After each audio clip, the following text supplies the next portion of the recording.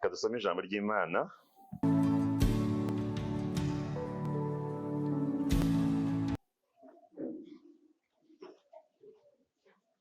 dusome ijambo ry'Imana hano mu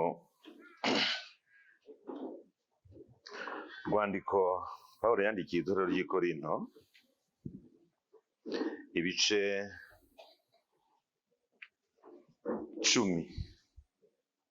12 tugeze kuri 13. Ibice ni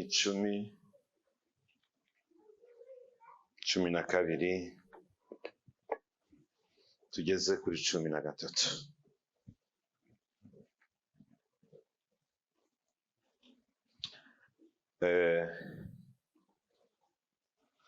Dusome. Uhagaze nuko rero wibwira ko ahagaze yirinde atagwa. Nta kigeragezo kibasha kubageraho kitari rusange mu bantu, kandi Imana niyo kwizerwa, kuko itazakundira kugeragezwa ibiruta ibyo mushobora, ahubwo hamwe n'ibibagerageza izabacira akanzu kugira ngo mubone uko mubasha kukihanganira. Izina ry'Imana rihabwe icyubahiro. Mbahaye ikaze muri uyu mwanya mwiza twinjiyemo wo kumva ijambo ry'Imana.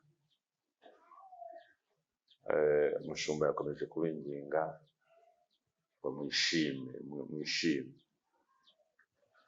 kandi nanjye ndabibasabye. Iyi si umusazi yigeze gufata amase ayasomeza amaganga. Abantu baramubaza ati ariko nawe urakabije. Ati ibyo nabyo nuko. Arangije aravuga ati isi tutayeretse udushya ntiwayishobora. Rero nagira ngo njyange mbabwire, iyi si muyireka agashya kayo, mwirakara, nta warakara isi ntiwayishobora. Nta kintu na kimwe wakwiyungura. Rakara se ngo bigende bite? Shime. Ijambo ry'Imana niko rivuga, mwishime iteka.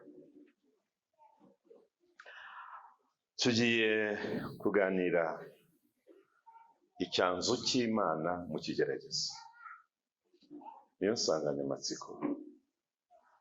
Icyanzu cy'Imana hehe? Mu Kigeragerazo.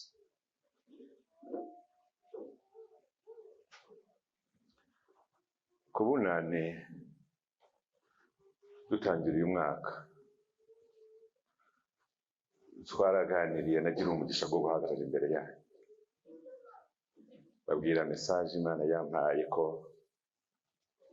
ifite umurwanyasuri igiye guhisha mu muntu wayo. Twasomye amagambo yo mu gitabo cy'Abami, cyo 17, aho Imana yahishe Eliya ahantu habiri. Yamuhishe ku kagezi ka Kireti, irongera imuhisha ku mupfakazi, hanyuma ku kagezi ka Kireti Imana yohereza ibikona biramugaburira, ariko ku mupfakazi ifu y'umunsi umwe Imana irayongera bayirya imyaka 3. Ndavuga ngo nawe Imana ikufitiye igiseke uzarya. Shimiye Imana. Ubu iyi message ntanga ni iyo gusoza uku kwezi kwa mbere, ariko itangira ukwezi kwa kabiri Imana iciye icyanzu. Haleluya. Imana iciye icyanzu. Ni icyanzu cy'Imana mu Kigeragerazo. Buriya Abanyarwanda twese, abatuye isi twese turi mu bigeragezo. Ni ukuri, ni uko ari ijisho rirema mu kundi. Ubu umuntu wahimbye imyenda yarakoze, umuntu wazanye inzu yarakoze. Uzi ko umuntu yambara akambarira ku kigeragezo kandi akaberwa. Baraciye umugani baravuga ngo intimba y'intore ntiyibuza gusimbuka. Ukambara, ugakenyera, ugatega igitambaro, ukisiga utuvuta, ugasohoka ukihisha muri iyo myenda. Icya kabiri, umuntu wazanye inzu, muri iyi nzu ubona zibamo ibintu byinshi. Muri iyo bagaruriyeho urugi, ruriya rugi rukingiye ibintu. Noneho urwo kuri saro rukingiye ibintu muri rusange. Reka noneho uzagende ugere n'urwo ku cyumba, harya hakingiranyemo ibibazo. Ariko Imana yarakoze, yazanye n'inzu tukazijyamo. Ngutarimo imbere ntamenye ikirimo, abantu bakanyura inyuma. Munsi umwe ngo impyisi yigeze kunyura inyuma y'iyo nzu, ngo isanga umukecuru ngo aryamye avuga ati noneho sindamuka kuko nabonye itabi. Urumva noneho no mu nzu ugeramuka. Impyisi iravuga ati noneho nirirwaga nshaka umupfu, none uyu muntu avuze ati sindamuka kuko nta tabi, reka ntegereza arapfa. Ngo impyisi turama inyuma y'inzu, itekereje ko wa mukecuru ari bupfe kubera kubura itabi. Ariko Mana we, nigiye kubona ibona mu gitondo burakeye, abantu bazana impiri barayikubita, barayihuragura, irangize niho yavuye wa yanshobera amahanga ivuga ngo nta mupfu w'itabi. Impyisi iravuga ati nari namutegeye, avuze ati sindamuka ndapfa iri joro rwose kuko ntabonye itabi. None nategere, none munize kunkubitira ahangaha. Dore hanze haba hari impyisi zigutegereje zivuga ngo urarara upfuye, ariko dore none uracyariho. Haleluya! Kubera icyanzu cy'Imana. Icyanzu cy'Imana. Murambura ibiganza mwakira. Icyanzu cy'Imana. Kandi Imana iguha amaso yo kukibona. Rega ikibazo, Bibiliya yatubwiye ngo ni akanzu gato, ako kukabona rero biragoye. Uzi ko umuntu ashobora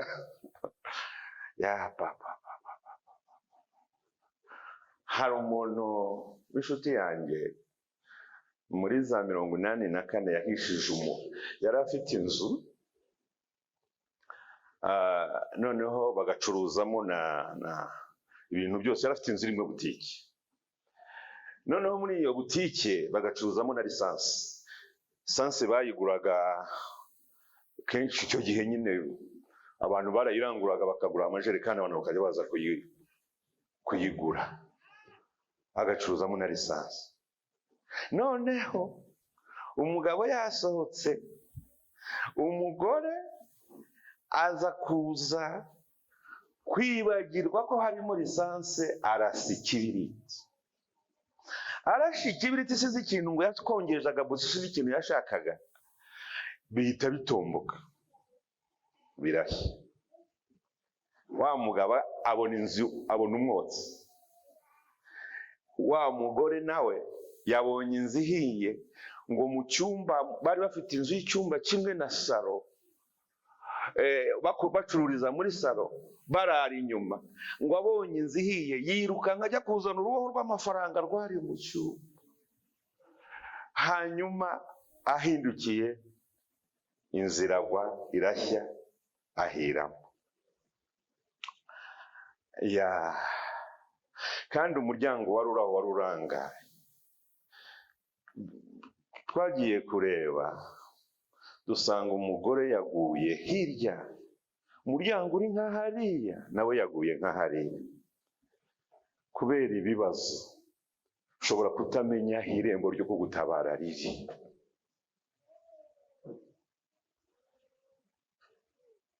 Kubera ibyo ukurikiye, yahiye agiye kuzana uruboho rw'amafaranga, yaza kugira umutima, uruboho rw'amafaranga ari kurureka agasohoka. Twasanze yahiye aruryamyeho. Iyo ari mu bibazo, icyanzu ntukibona. Ushobora kutabona icyanzu ariko kirahari. Nanone mbifurije kubona icyanzu. Haleluya! bifurije kubona icyanzu.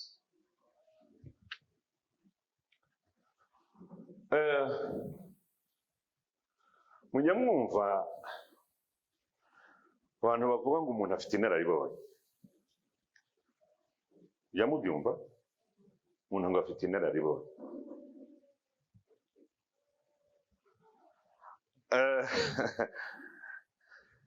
Nahoze nkubaza none ndakubonye. Imana igumwishe. Umuntu ngo afite inararibonye.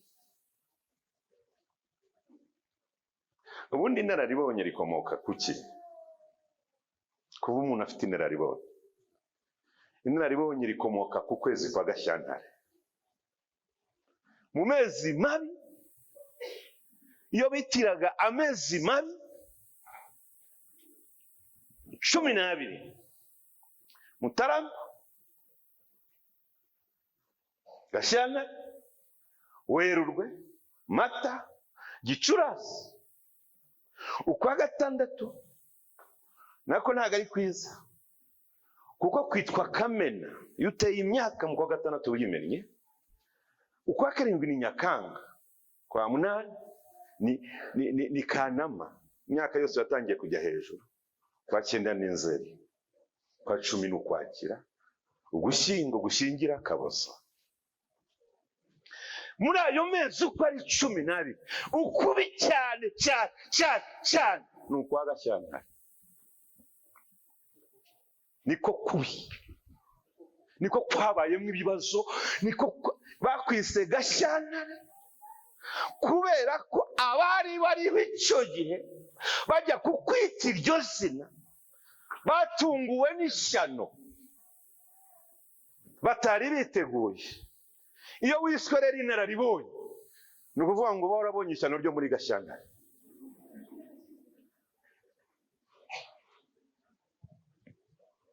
Nanya iyo uvuze uti mfite inararibonye, ni irihe?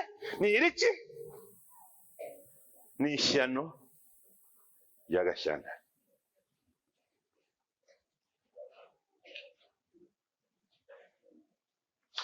Nunyegera, iyo umuntu ari hano, ibintu byose bindimo ntabwo nabitanga gutya mu minota iteganijwe kwigisha. Ariko nunyegera nakubwira iryo shyano iryo ari ryo, kuko ngiye kubijyamo byaba undi mwanya gufata ikindi kintu. Iryo shyano ryaguye mu Rwanda, kwezi bakagwita Gashyantare.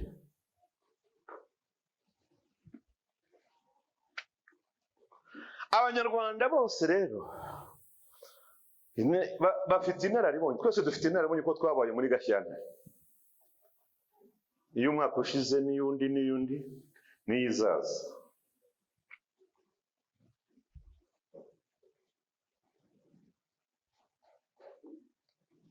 Ibigeragezo Imana icamo icyanzu. Ubundi ibigeragezo buri bwoko bubiri.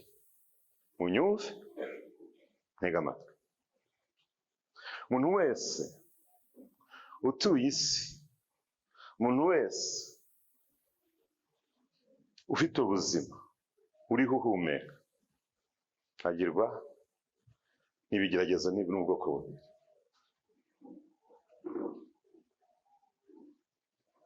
Ikigeragezo cya mbere, ubwoko bw'ikigeragezo cya mbere, ni ikigeragezo umuntu aterwa no gusubiza ibibazo bya kamere. Dufite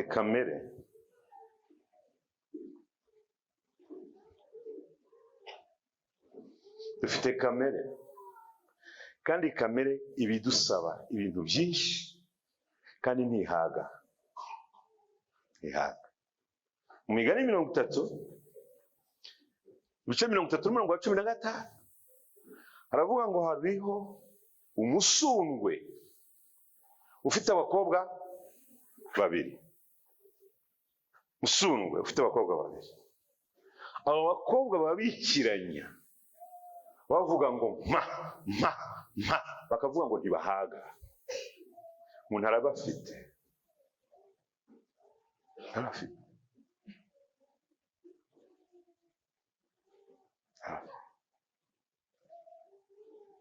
Hari umwana washimye ahantu hamwe nayobora, agashima Imana ko Imana yamuzanye i Kigali. Babisengeye igihe kirekire. ayo akabona abanyaki akumva ashaka ni icyifuzo. Arangije arashima, ndavuga n'umwana urambabaje, Kigali ntago yize. Abo bakobwa bahora bifuza n'ibidafite akamaro, ugasanga umuntu yicaye hano atubamba nkafata indege nkajya i Burayi. Ni abakobwa bakubwira bavuga ngo ma ukagera i Burayi ikibazo ntigikemuke, nakongera batima wama nkabona umugabo, wama nkabona umugore, umugore akaboneka barabuza se, umugabo akaboneka ntibabuze. Wamara kuhagera ati wamuye umugabo akaba muzima, ma wamu umugore uca bugufi, ma. Iyo ufite ibigeragezo, Yakobo yaravuze ngo umuntu niyo ashwa n'ibyo ararikiye bya kamere, ngo ntakavuga Imana yabimwoheje, kuko ntabwo niba umva ukuntu Rugamba yahimbye indirimbo, yaravuze ngo amacumu y'inda ntashira igorora. Umuntu uhingira kamere, umuntu ukorera kamere, uzaruha. Kakuyobora tudora abandi uko bameze, wabaza amakuru akaba ati amafaranga kugira ngo nyabone uko nishyurunze, tidasambana, ukaba uratangiye urasambanya. Ni kamere ushaka kwa. Ejo ukazaza bagukuye amenyo, bakwambuye, baguteye indwara, nyine wari uri gusubiza ibibazo bya kamere. Ntihaga.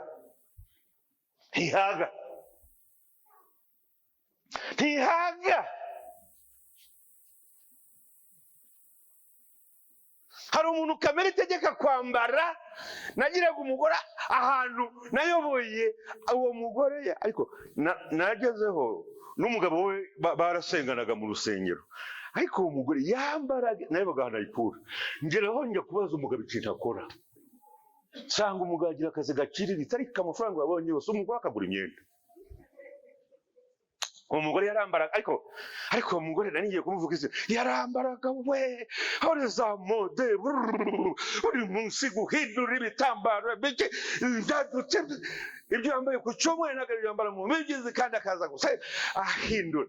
Ariko nawe ntabwo cya kibazo azagishobora, kubera ko aza yambaye mode, bwaca mu gitondo agasanga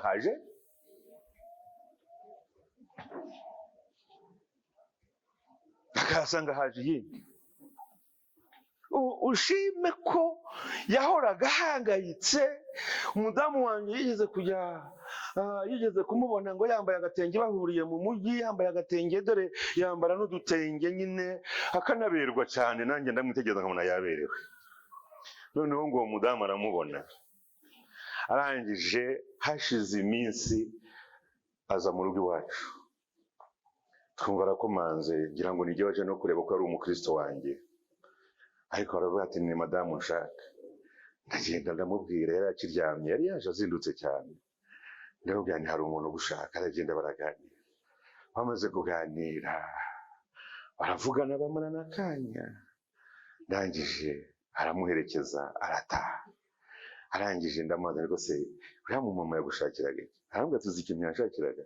Ati yaraje kumbaza umuntu wandodeye, ambaza ngo muhe ngo ako kantu ngo kugira ngo akitegereze neza, hanyuma agafotore azajye kugira gute ukatwe.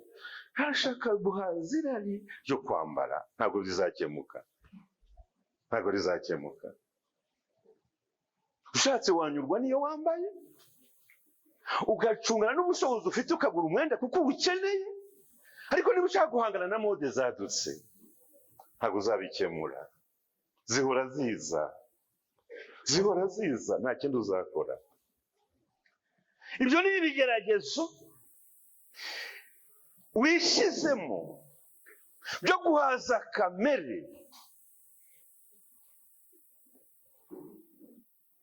Umukristo w'ijana n'umunani yaravuze ngo jewe ndi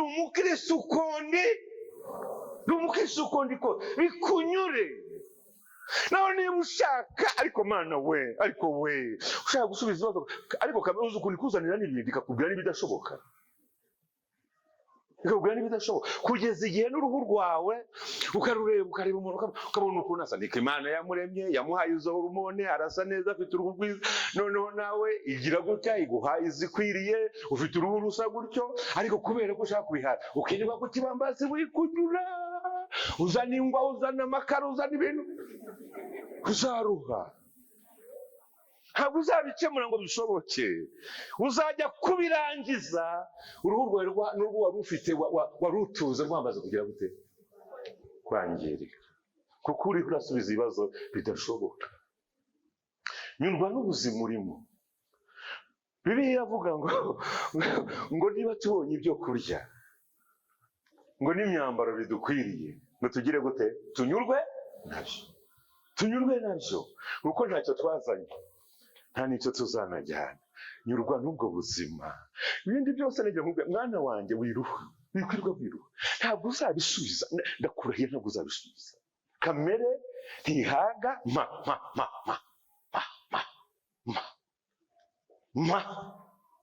imisozi ubona abantu barangije birukanka, ahantu hose bahageze, ahantu hose imisozi yirengeye, amashyamba, amazi, ahantu hose, akenshi ntabwo ari ikibazo cy'ubugingo, ni ugusubiza ibya kamere. Rero muzaruha rwose. Hanyuma ibigeragezo bya kabiri,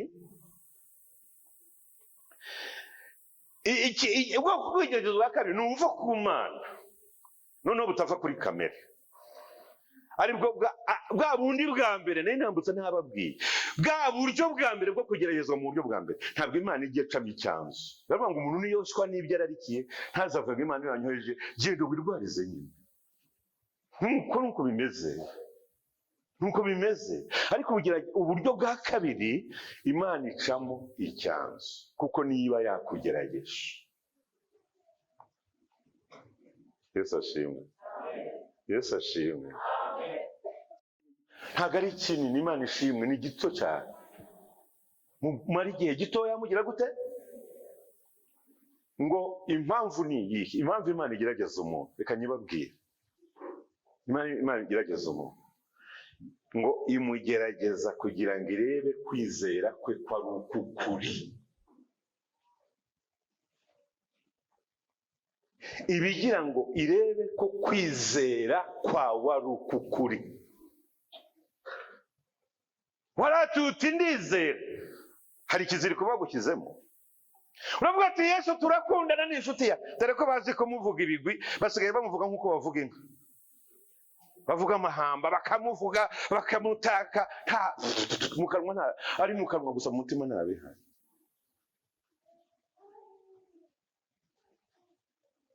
Ariko iyo watuye ngo ufite kwizera, ukabyatura Imana no mu ijuru irabyumva, iravuga ngo noneho uko bivuze mu kanwa, reka ndebe ko kugira ngo kugira ngo irebe ko kwizera uvuze ari ukukuri, kugira ngo izaguhereze ibintu bitatu. Nisanga ari ukukuri ibintu bitatu, icya mbere ngo izaguha ubwiza, icya kabiri iguha icyubahiro, icya gatatu ngo igushimire. Urashaka kwigushimira itagerageje? Urashaka kuguha ubwiza ikaguha icyubahiro itagerageje? Ikakugerageza rero. Noneho ngiye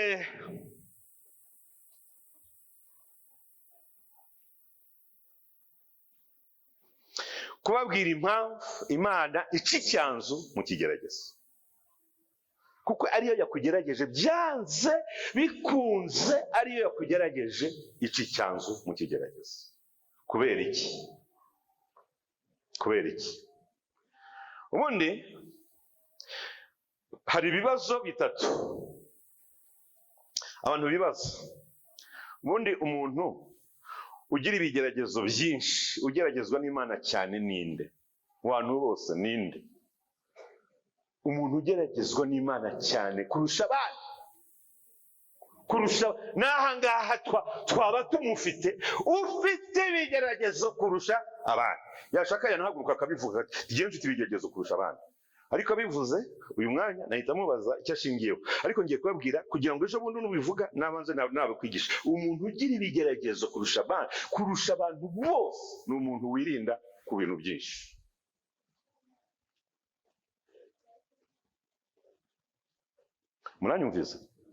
Muranyumvise? Bibiliya tubwira mu rwandiko Pawulo yandikiye Abikorinto ibice 9 n'umurongo wa 25, aravuga ngo umuntu urushanwa yirinda muri bingahe? Umuntu wirinda muri byose nawe agira ibigeragezo byinshi. Niba burya, niba utirinda, hita umenya ngo nta n'ibigeragezo ufite, ahubwo uzabigira nyuma twagiye. Baravuga bati iyi ni inzoga ntuyirinde, uti ndayinywa. Baravuga bati gusambana, ati cyo se kivuze iki? Ni urukundo ukabikora. Nta kintu na kimwe wirinda.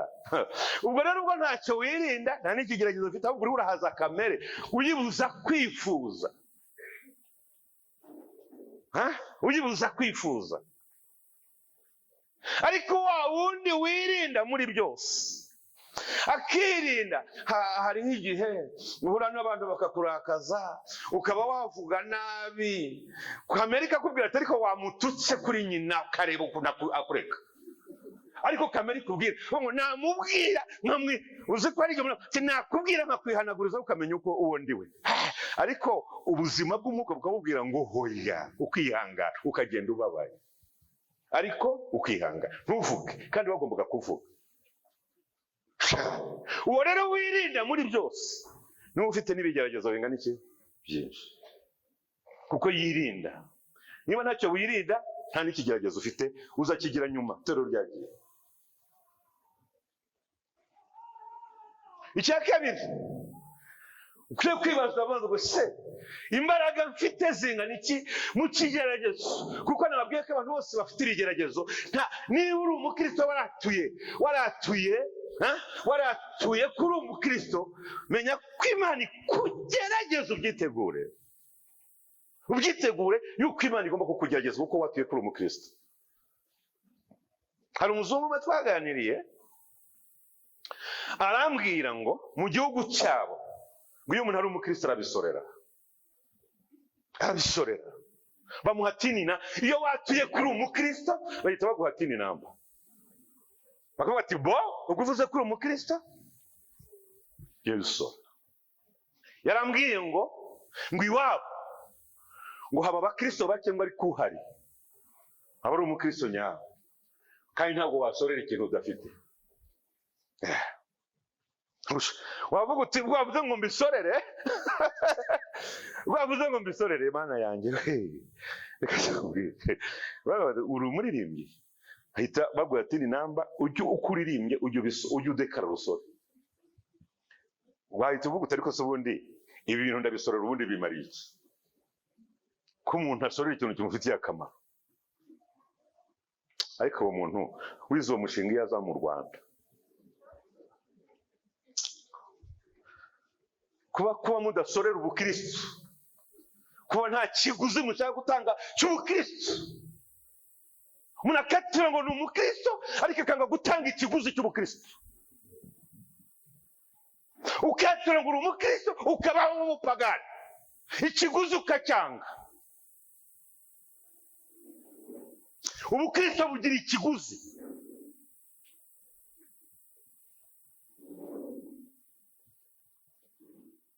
Nta bukristo bubaho butagira ikiguzi, sibwo?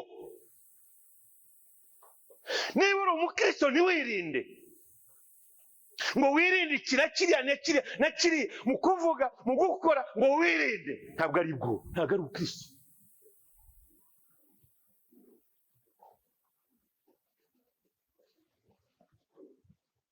Ntabwo ari bwo.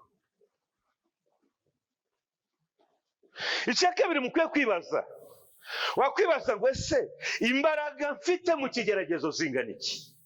Mu kigeragezo imbaraga mfite zingana iki? Reka nkubwire imbaraga zawe uko zingana mu kigeragezo. Nikubwire imbaraga zawe, uhita ubimenya, usohoke hano uzi imbaraga ufite uko zingana. Imbaraga zawe ufite ni izawe, ntiwamenya izo ufite nanjye sinamenya izo ufite, ariko wowe ubwawe wazimenya, kuko nanjye nzi izo ufite mu kigeragezo cyawe, ko nabwiye ko abantu bose bageragezwa. Imbaraga zawe ufite mu kigeragezo zirangana, zingana n'umwanya umarana n'Imana uyishimisha umutima ibyo yagukoreye. Niko imbaraga zawe zingana. Ukaza si mu kanwa, ukaza ukajya ahantu ugashima Imana mu mutima, mu mutima ushima Imana ibyo yagukoreye. Ariko ikibazo, umwanya wose n'uwo ubonye wo kujya ku Mana, n'uwo ubonye wo kwegera Imana, ni ukujya kuyitura ibibazo. Ndi umunyamasengesho, ndi umwinginzi, nyine urumva ntabwo ari uri umusabyi cyane uzi kuyisaba, warayigondoje uyisaba n'iki gisaba n'iki gisaba n'iki, kandi ibyo uyisaba nibyo kamere ikubwira. Wampaye n'iki, wampaye n'iki, wampaye n'iki, wampereye umwana iki, wampereye umugore iki, wampereye iki ngiki, wampereye iki ngiki. Umwanya umara imbere y'Imana ni ibyo ngibyo uba uvuga. Ariko dore ngo imbaraga zawe zingana n'umwanya umarana n'Imana uyishimira, uyishimisha umutima. Ubwo urahita umenya uko imbaraga zawe zingana. Ntabwo wibeshya, ndabizi. Cyakora mbikubajije ndagiye wambeshya, ariko ndabizi ntabwo wibeshya.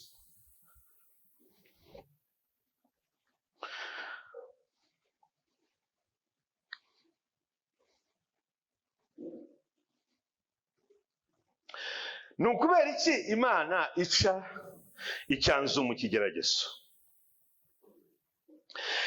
Imana impamvu ica icyanzu mu kigeragezo, icya mbere Bibiliya yatubwiye ngo ni ukugira ngo tubone uko tubyihanganira. Yesu nashimwe, Yesu nashimwe. Ni ukugira ngo ubone uko ugira gute cyihangana. Niyo mpamvu icamo icyanzu, kugira ngo ubone uko cyihangana. Idaciyemo icyanzu ntabwo wakihangana, ntabwo byashoboka. Iyi mpamvu ya mbere ni ukugira ngo ubone uko cyihangana.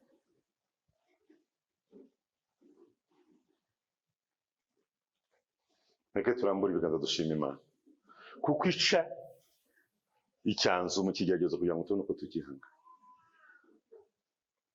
Icya kabiri gituma ica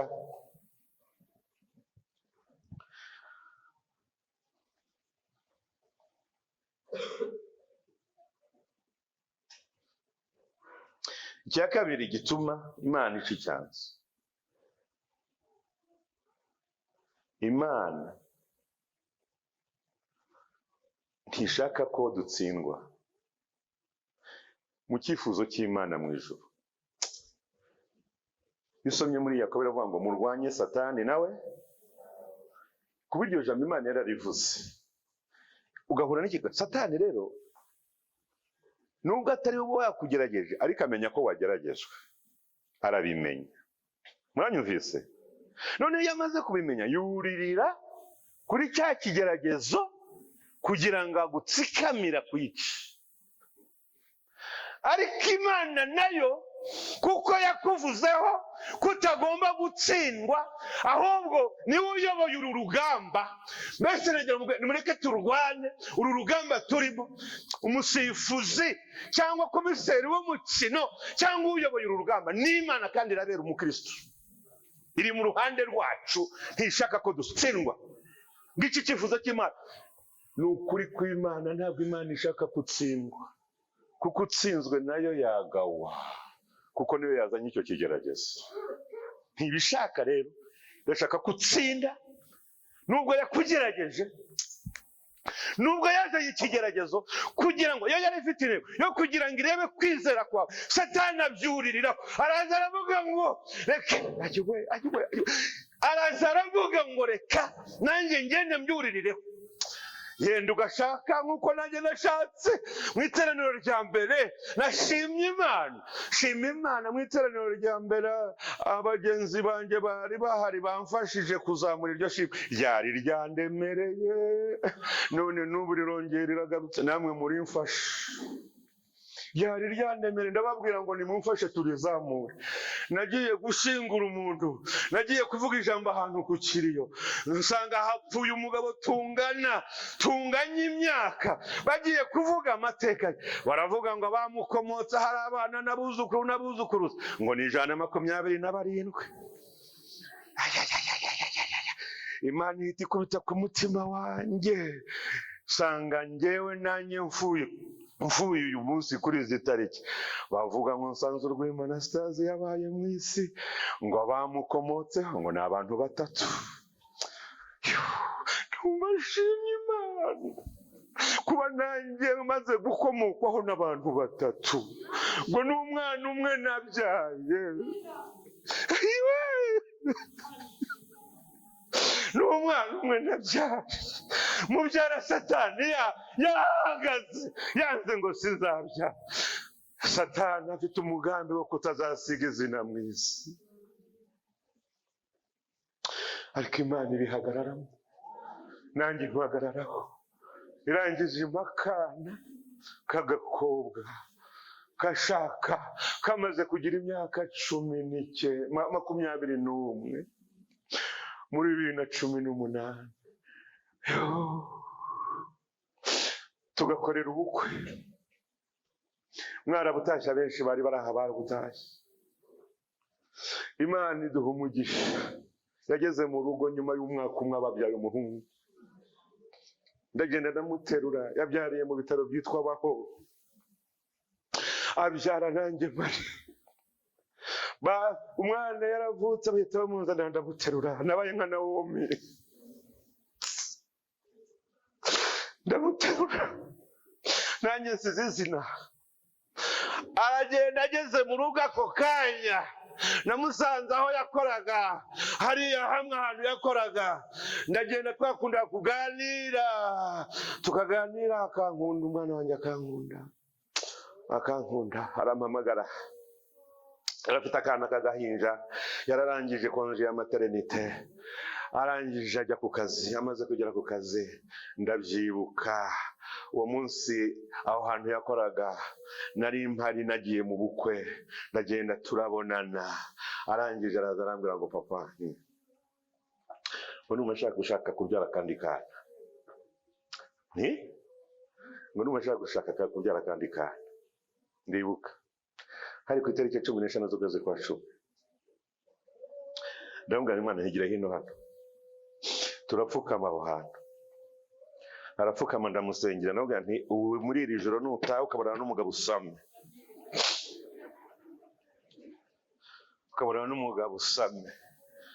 Naratangaye iryo sengesho nasenze. Ariko Mana we, hari igihe umuntu asaba ikintu kigahura n'ubushake bw'Imana. Iryo sengesho nasenze, Imana yararyumvise. Ageze mu rugo ahita asama inda, kuko narebye asama inda y'umwana wa 2. Narebye igihe yabyariye, mpita nkora imibare nkurikije igihe umwana amara mu nda, sanga wa munsi musengera niwo munsi yasama. Amezi 9 n'iminsi 14. Ibyo kubibara se byakunanira? Narebye igihe yabyariye ndabara. Uwo munsi sinawibagirwa ko hari habaye n'ubukwe bw'umuntu umwe. Sanga iryo joro uwo munsi asama. None kugeza uyu munsi mfite abankomokaho bavuye mu rukigi rwanjye 3. Shimiye Imana.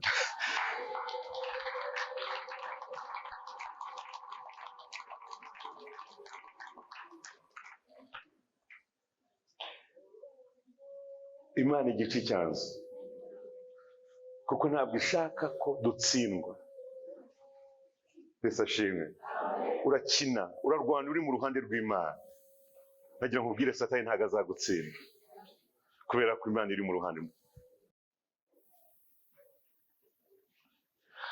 Abanyegiputa bageze bakurikiye Abisirayeli, ngo bageze ku nyanja itukura, ngo bamaze kuhagera, ngo Imana irahagarara hagati yabo. Irangije iba igira n'ibikoresho bya mekanisiye simbizi byo gukora. iramanuka ijya kwica amagare, ikuramo inziga, ihagarara hagati yabo. Abisirayeli babera umucyo, ngo abanyegiputa babera umwijima. Abasirikare b'abanyegiputa babwiye Farawo bati mureke dusubire inyuma kuko Imana y'Abisirayeli irabarwanaho, twebwe ikatureka. Dufite Imana iturwanaho kuko idashaka ko dutsindwa. Humura izaca icyanzu.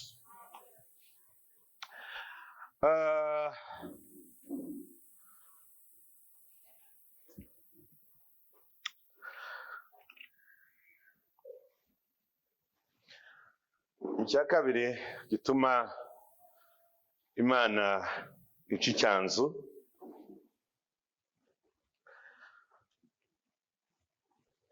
bishaka ko duhagarara muri icyo cyanzu kugira ngo iduhishurire tubone ingororano tuzahabwa. Burya ari igihe ikigeragezo cyiza, ariko ugasanga umuntu ariho ararwana nacyo ariko ntakirenza amaso. Ariko impamvu Imana igushyira mu cyanzu, ibigira ngo igushyira mu cyanzu, ikigeragezo kiraha, cyanzu kiraha, ibihembo biri hariya. Bakubita amaso ku kigeragezo, bakubita amaso ku bihembo. Noneho Pawulo aravuga ngo mbonye ko kubabazwa ari uko igihwayi. Urumva impamvu yabivuze gutyo, yabonye ibihembo by'abageragejwe, areba n'ibigeragezo asanga bitanganya imbaraga. Aravuga ngo kubabazwa noneho kubaye uko igihwayi, ngo kuko kutanganya ubwiza. Usomye mu rwandiko rwa kabiri rw'Abakorinto ibice 4:17 na 18, avuga ngo ntabwo ibigeragezo dufite ntibinganya agaciro, ntibinganya imbaraga n'ibyo tuzahabwa. Uwihanganye akanesha, akaresista, agahagarara neza mu cyanzu, humura uzahembwa icyambere. Yesu aza gukora mu ntoki akunezeza, avuga ati nuko mwana wanjye warwanye neza. Usomye muri Luka 22:28, aravuga ngo nimwe mwagumanye nanjye, mwihanganana nanjye mu byo nageragejwe. Mwifurije kubona icyanzu, mwifurije kubona icyanzu. Tugiye gusenga Imana, tugiye gusenga Imana. Mu iteraniro rya mbere nabaze nabi,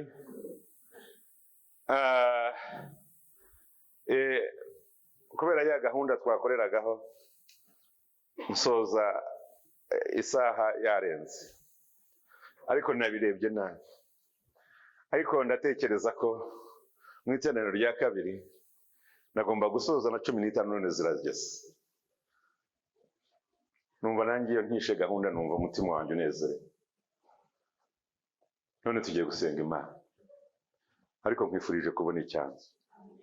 Abanyarwanda twese, abatuye isi twese dufite ibigeragezo, ariko twese ibigeragezo byacu si bimwe. Hari abageragezwa na kamere mwe navuze, ariko hari n'abageragezwa n'Imana. Abageragezwa n'Imana, muhaguruke tubitse umuremyi wacu ubugingo bwacu. Abageragezwa n'Imana, abakirisitu, duhaguruke kugira ngo tubitse umuremyi ubugingo bwacu. Mujye ijuru dusenga Imana.